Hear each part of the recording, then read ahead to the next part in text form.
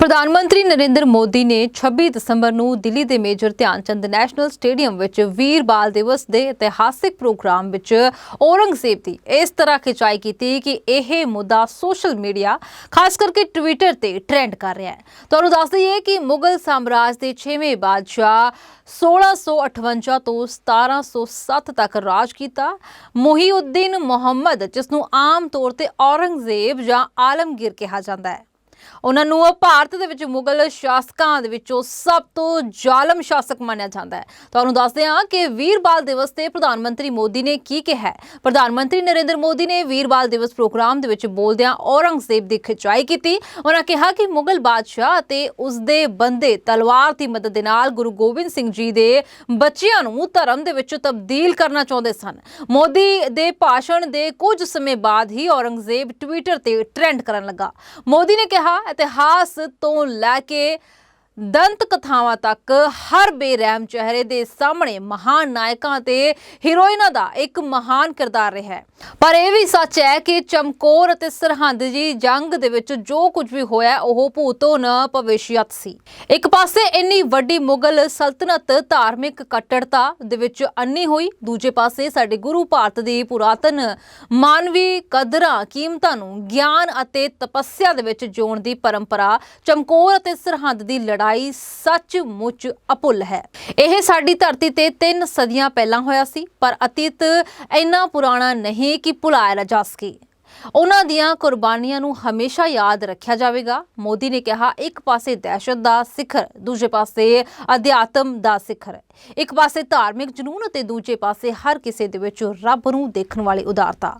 इस सब दे विचकार एक पासे लखां दी फौज ते दूजे पासे गुरु जी दे बहादुर साहिबजादे इकल्ले हुंदे होए भी निडर होके खड़े सन। ਇਹ ਬਹਾਦਰ ਸਾਹਿਬਜ਼ਾਦੇ ਕਿਸੇ ਖਤਰੇ ਤੋਂ ਡਰਦੇ ਨਹੀਂ ਸਨ, ਕਿਸੇ ਅੱਗੇ ਨਹੀਂ ਝੁਕਦੇ ਸੀ। ਜੇਕਰ ਅਸੀਂ ਭਵਿੱਖ ਦੇ ਵਿੱਚ ਭਾਰਤ ਨੂੰ ਸਫਲਤਾ ਦੀਆਂ ਬੁਲੰਦੀਆਂ ਤੇ ਲਿਜਾਣਾ ਹੈ ਤਾਂ ਸਾਨੂੰ ਅਤੀਤ ਦੇ ਸੋਹਣੇ ਨਜ਼ਰੀਏ ਤੋਂ ਮੁਕਤ ਹੋਣਾ ਪਵੇਗਾ।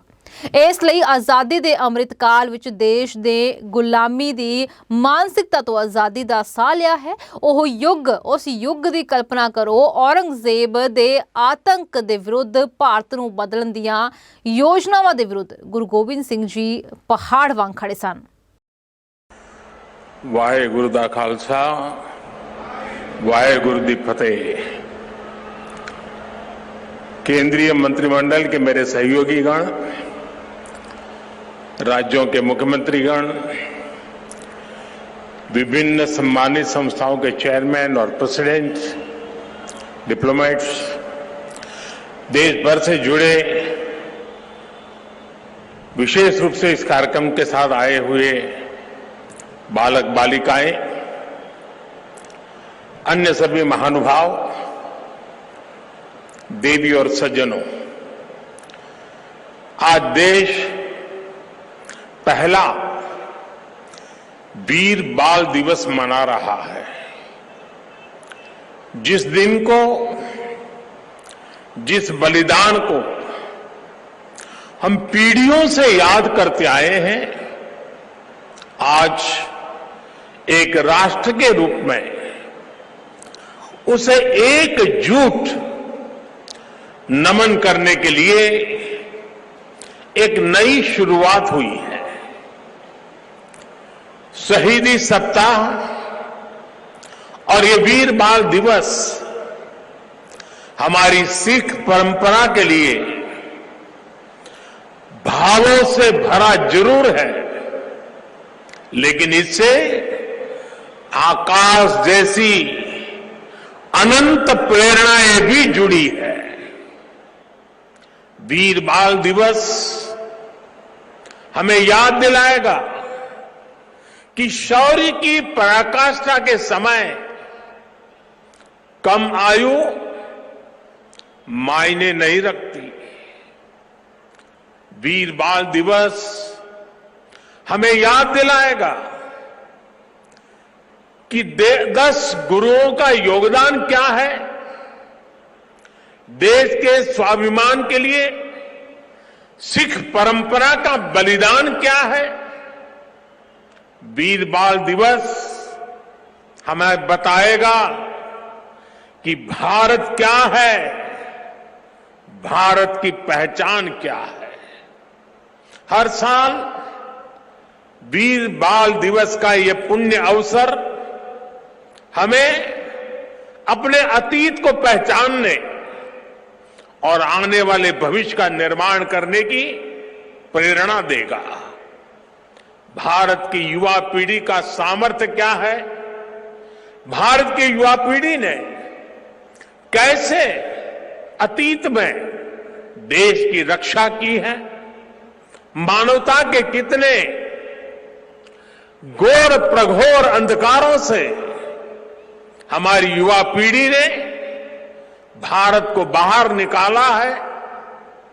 वीर बाल दिवस आने वाले दशकों और सदियों के लिए ये उद्घोष करेगा। मैं आज इस अवसर पर वीर साहिबजादों के चरणों में नमन करते हुए उन्हें कृतज्ञ श्रद्धांजलि अर्पित करता हूं। इसे मैं अपनी सरकार का सौभाग्य मानता हूं कि उसे आज 26 दिसंबर के दिन को वीर बाल दिवस के तौर पर घोषित करने का मौका मिला। मैं पिता दशमेश गुरु गोविंद सिंह जी और सभी गुरुओं के चरणों में भी भक्ति भाव से प्रणाम करता हूं। मैं मातृशक्ति की प्रतीक माता गुजरी के चरणों में भी अपना शीश झुकाता हूं। साथियों, विश्व का हजारों वर्षों का इतिहास क्रूरता के एक से एक खौफनाक अध्यायों से भरा है। इतिहास से लेकर किंवदंतियों तक हर क्रूर चेहरे के सामने महानायकों और महानायिकाओं के भी एक से एक महान चरित्र रहे हैं। लेकिन ये भी सच है कि चमकौर और सरहिंद के युद्ध में जो कुछ हुआ वो भूतो न भविष्यति था। ये अतीत हजारों वर्ष पुराना नहीं है कि समय के पहियों ने उसकी रेखाओं को धुंधला कर दिया। ये सब कुछ इसी देश की मिट्टी पर केवल 3 सदी पहले हुआ। एक और धार्मिक कट्टरता और उस कट्टरता में अंधी इतनी बड़ी मुगल सल्तनत, दूसरी ओर ज्ञान और तपस्या में तपे हुए हमारे गुरु, भारत के प्राचीन मानवीय मूल्यों को जीने वाली परंपरा, एक और आतंक की पराकाष्ठा, तो दूसरी ओर अध्यात्म का शीर्ष, एक और मजहबी उन्माद, तो दूसरी ओर सब में ईश्वर देखने वाली उदारता। और इस सब के बीच एक और लाखों की फौज, और दूसरी ओर अकेले होकर भी निडर खड़े गुरु के वीर साहबजादे। ये वीर साहबजादे किसी धमकी से डरे नहीं, किसी के सामने झुके नहीं। जोरावर सिंह साहब और फतेह सिंह साहब दोनों को दीवार में जिंदा चुनवा दिया गया। एक और नृशंसता ने अपनी सभी सीमाएं तोड़ दी, तो दूसरी ओर धैर्य, शौर्य, पराक्रम के भी सभी प्रतिमान टूट गए। साहिबजादा अजीत सिंह और साहिबजादा जुझार सिंह ने भी बहादुरी की वो मिसाल कायम की जो सदियों को प्रेरणा दे रही है। भाइयों और बहनों, जिस देश की विरासत ऐसी हो, जिसका इतिहास ऐसा हो, उसमें स्वाभाविक रूप से स्वाभिमान और आत्मविश्वास कूट कूट कर भरा होना चाहिए। लेकिन दुर्भाग्य से हमें इतिहास के नाम पर वो गढ़े हुए नैरेटिव बताए और पढ़ाए जाते रहे जिनसे हमारे भीतर हीन भावना पैदा हो। बावजूद इसके हमारे समाज ने, हमारी परंपराओं ने इन गौरव गाथाओं को जीवंत रखा।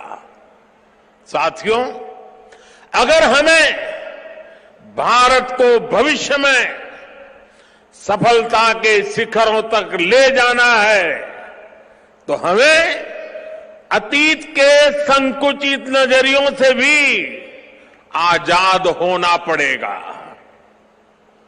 इसलिए आजादी के अमृत काल में देश ने गुलामी की मानसिकता के मुक्ति का प्रण फूंका है। वीर बाल दिवस देश के उन पंच प्राणों के लिए प्राणवायु की तरह है। साथियों, इतनी कम उम्र में साहबजादों के इस बलिदान में हमारे लिए एक और बड़ा उपदेश छिपा हुआ है। आप उस दौर की कल्पना करिए, औरंगजेब के आतंक के खिलाफ, भारत को बदलने के उसके मंसूबों के खिलाफ गुरु गोविंद सिंह जी पहाड़ की तरह खड़े थे।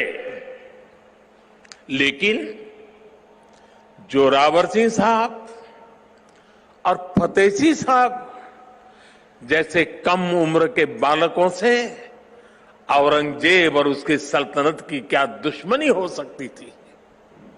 दो निर्दोष बालकों को दीवार में जिंदा चुनवाने जैसी दरिंदगी क्यों की गई? वो इसलिए क्योंकि औरंगजेब और उसके लोग गुरु गोविंद सिंह के बच्चों का धर्म तलवार के दम पर बदलना चाहते थे। जिस समाज में, जिस राष्ट्र में उसकी नई पीढ़ी जोर जुल्म के आगे घुटने टेक देती है, उसका आत्मविश्वास और भविष्य अपने आप मर जाता है। लेकिन भारत के वो बेटे, वो वीर बालक मौत से भी नहीं घबराए।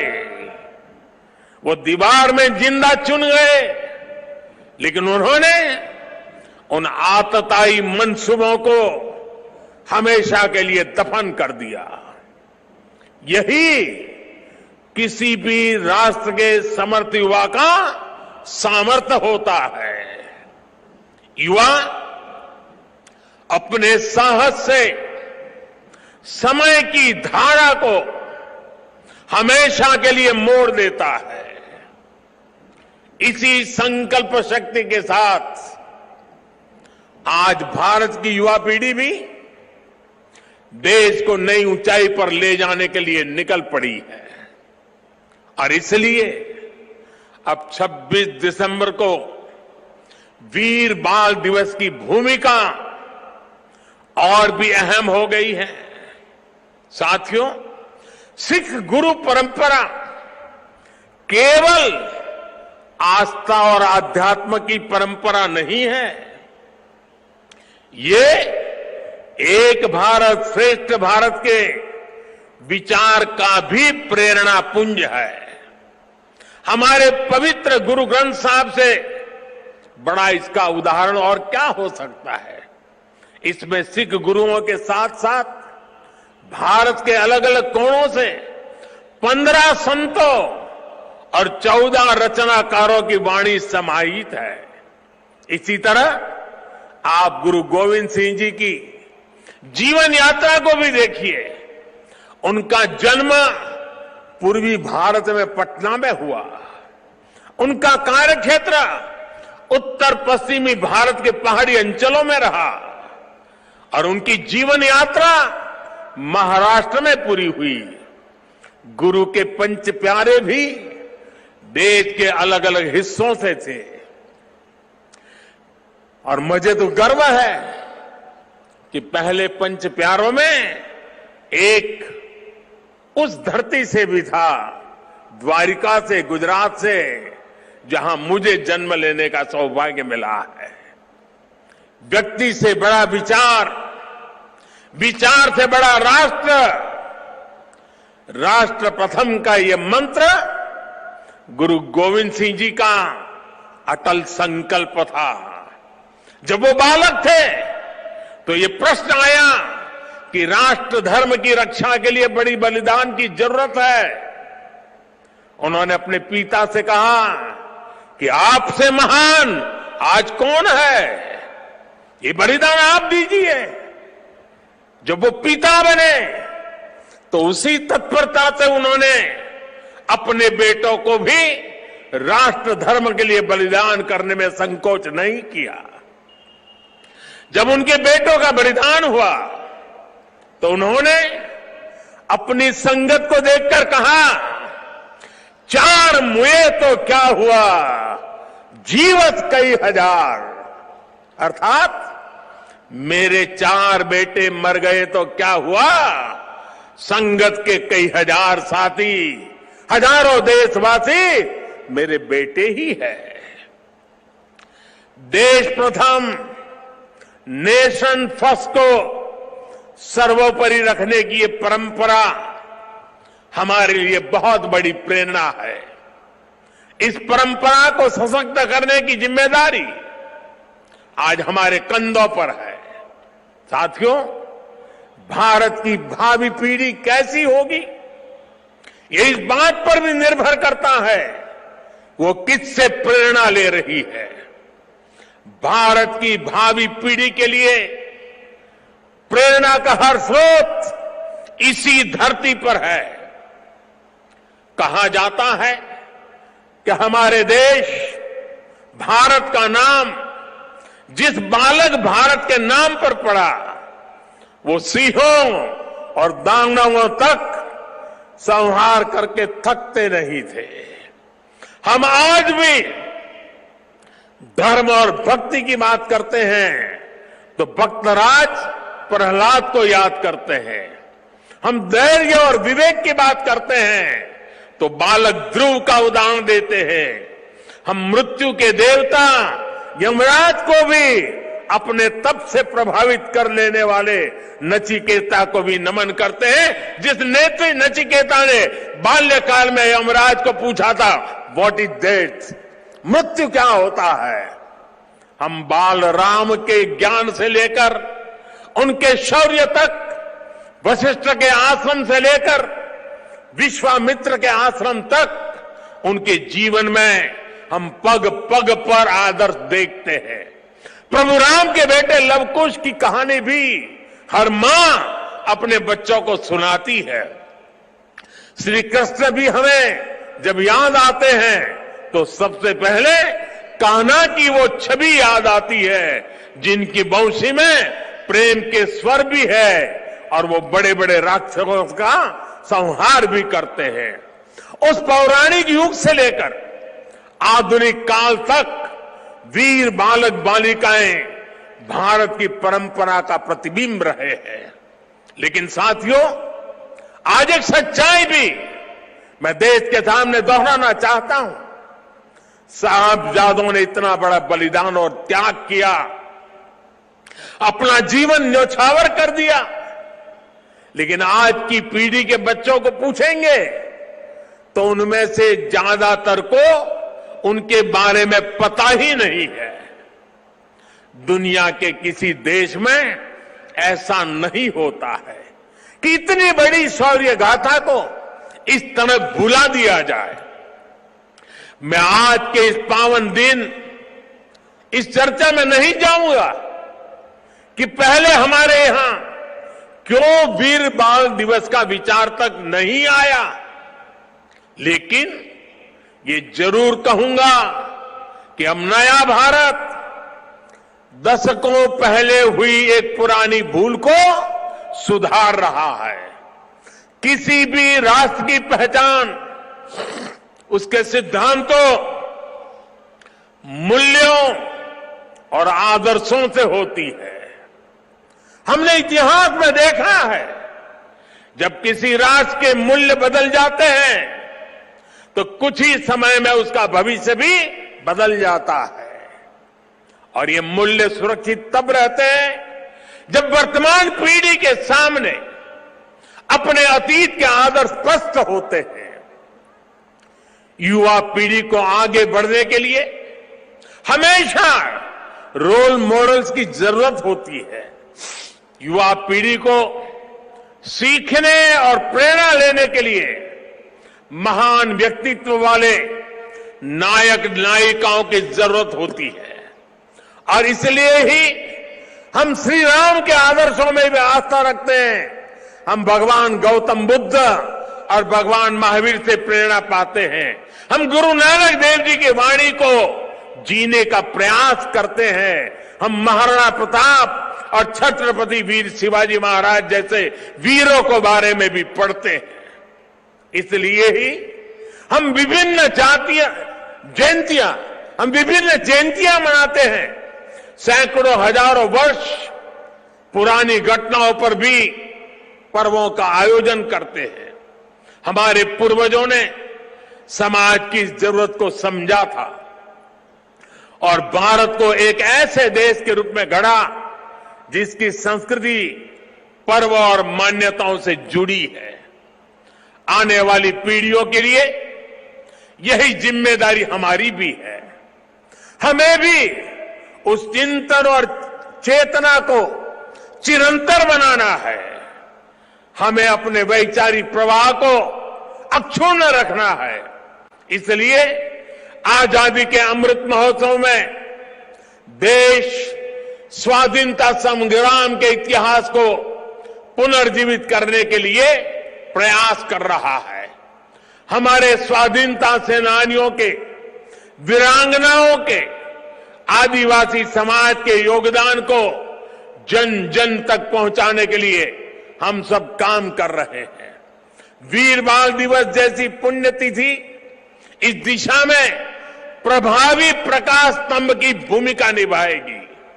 साथियों, मुझे खुशी है कि वीर बाल दिवस से नई पीढ़ी को जोड़ने के लिए जो क्विज कंपटीशन हुआ, जो निबंध प्रतियोगिता हुई, उसमें हजारों युवाओं ने हिस्सा लिया है। जम्मू कश्मीर हो, दक्षिण में पुडुचेरी हो, पूर्व में नागालैंड हो, पश्चिम में राजस्थान हो, देश का कोई कोना ऐसा नहीं है जहां के बच्चों ने इस प्रतियोगिता में हिस्सा लेकर के साहबजादों के जीवन के विषय में जानकारी न ली हो, निबंध न लिखा हो। देश के विभिन्न स्कूलों में भी साहबजादों से जुड़ी कई प्रतियोगिताएं हुई है। वो दिन दूर नहीं जब केरला के बच्चों को वीर साहिबजादों के बारे में पता होगा, नॉर्थ ईस्ट के बच्चों को वीर साहिबजादों के बारे में पता होगा। साथियों, हमें साथ मिलकर वीर बाल दिवस के संदेश को देश के कोने कोने तक लेकर जाना है। हमारे साहिबजादों का जीवन, उनका जीवनी संदेश देश के हर बच्चे तक पहुंचे, वो उनसे प्रेरणा लेकर देश के लिए समर्पित नागरिक बने। हमें इसके लिए भी प्रयास करने हैं। मुझे विश्वास है हमारे एकजुट प्रयास समर्थ और विकसित भारत के हमारे लक्ष्य को नई ऊर्जा देंगे। मैं फिर एक बार वीर साहिबजादों के चरणों में नमन करते हुए इसी संकल्प के साथ आप सभी का हृदय से बहुत बहुत धन्यवाद करता हूं।